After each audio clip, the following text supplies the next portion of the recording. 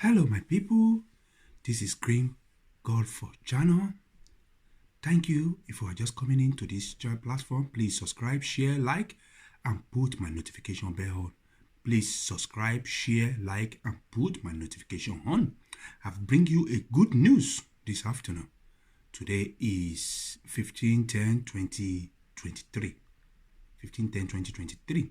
The break news is the lawmaker ruminates in Ghana after FG plan to remove Sen Abaribe. Is exposed.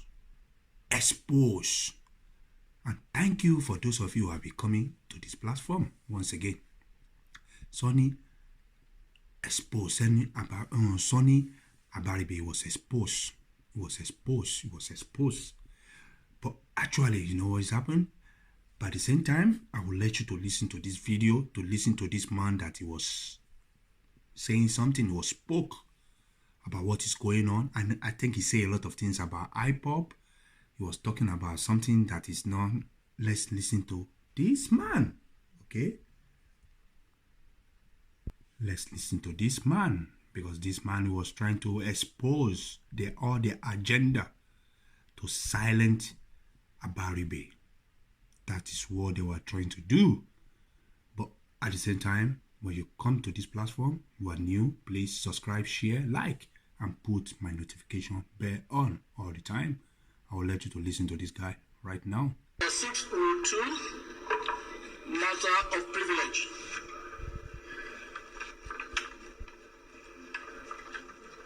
In line with that, my name is Honorable BELLO. Thank you for Voice TV. Thank you for Voice TV that you bring this video out. God bless you. Mr. Speaker, I come under 602 under the legislative. Thank you, sir. In line with that, sir, I quite agree that we are running a democratic and constitutional democracy in Nigeria. And in line, Section 4 of the Constitution gives the power of lawmaking to the legislation, 5 for executive and 6 for the judiciary.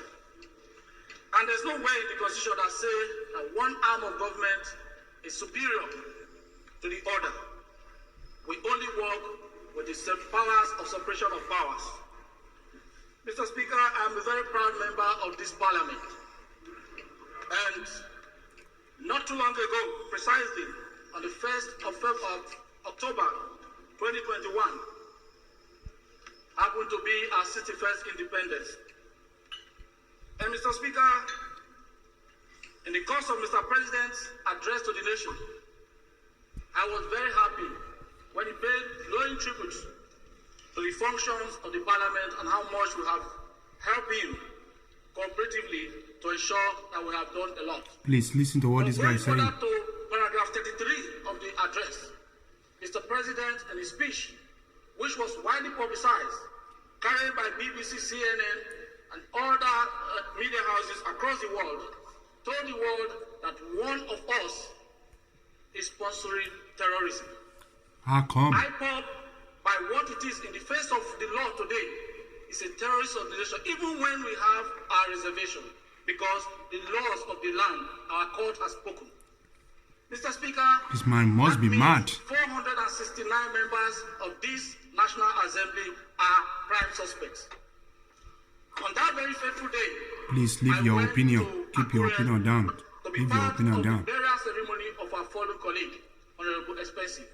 On Saturday, I had to honor an invitation to Ghana for a wedding.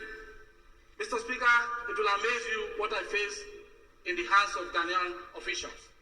I got there, they kept me for about 4 hours, that they're trying to confirm something. I stayed at the airport for 4 hours, missed the wedding that I went there for, and at the end of the day, one of them walked up to me and said, "Sir, we are sorry, because there's an announcement in Nigeria that a member of parliament is sponsoring terrorism. We are put on red alert to ensure that no member of parliament from Nigeria come here to hide or to cause trouble." Mr. Speaker, I have to come back home dejected. I lose my respect and my privilege as a privileged member of these chambers. Because you are a criminal. Mr. Speaker, they have been calling me all over the world. My friends have been telling me, who among you is that person sponsoring terrorists? Who is... Mr. Speaker, the right thing for a father to do... Stop that nonsense you are talking about. The right thing for any father to do is to name and shame any child that is bringing about division or anything that will affect the family. But Mr. President did not shame that person. He did not name them. Instead, he named 469 members. Because you people are criminal. You have always cooperated. And in line with the fact that Nigeria is having a lot to deal with, Mr. Speaker, I want to appeal. If not, the right thing to do is to invoke Section 88 of the Constitution so that they can tell us who among us is the person that is sponsoring terrorism. It's you. Mr. Speaker, all of us here now are prime suspects. If you go outside this place, people will ask you, if you go outside Nigeria, that you are a member of parliament in Nigeria, you are a prime suspect. So yeah, you are criminal because all of you are all criminal.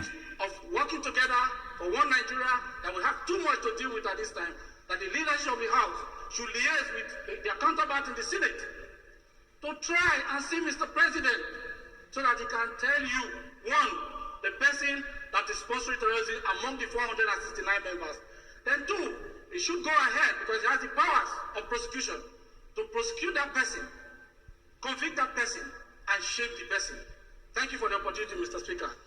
My people, you can hear what they are trying to be saying. They're trying to silence Sonny Abubarike. They're trying to silence him, you know. They don't want him to say anything again. They don't want him to say anything again. Because you remember what happened to our late, I will call him our late, one of the governor that is late, that he was telling all the truth before. You remember, you can remember, you guys can remember. You see the way they silence him, you see the way they kill him, and he have been saying this long time.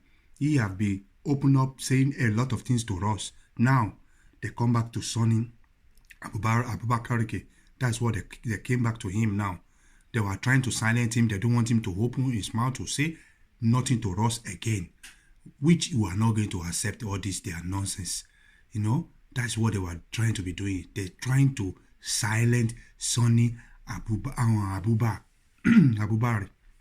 They're trying to silence him now. You know, you remember what happened when one of the government is trying to expose them out. They will be find one way to the other to escape. This is what we people supposed to stand up to be fighting against. These people, all these people that they were being on this parliament, all of them, they are all criminal. There is no one that is clean. All of them, they are all thief. All of them, they are all thief. They are all the same. None of them change until they change all. Even though they change the constitution of that country, they will change all these people. All these people, they have to change them. They have to jail most of them. All of them, most of them, they have to jail most of them. Because none of them fit to be in that position. None of them fit to be in that position. You can see the way people, they will be killing, people will be dying. They don't care. Look the way nnamdi Kanu was in the prison. Look the way Sunday Igboho was in the prison. Look the way Lady K and the other Fatai, something like that. All of them, they were in the prison. None of them say nothing about it. They say nothing about it. That is why they just love to be silent people. They were trying to silence Sonny Abaribari. They're trying to silence him as well now, because you can see what they do for what they do for our late governor. You see what they do to him. They silence him. They